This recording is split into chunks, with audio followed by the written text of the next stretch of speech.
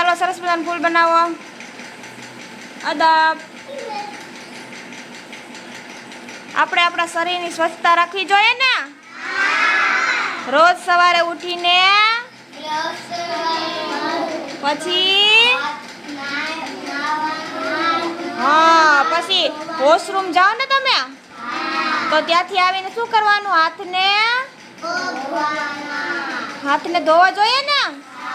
કેમ ધોવાના હોય હાથને? કરી બતાવો તો. હાથ કેમ ધોવાના હોય?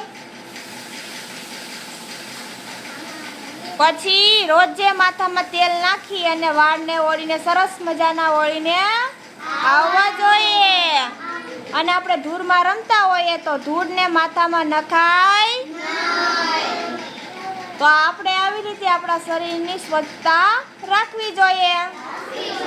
અને આપણે નખ વધી ગયા હોય તો નખને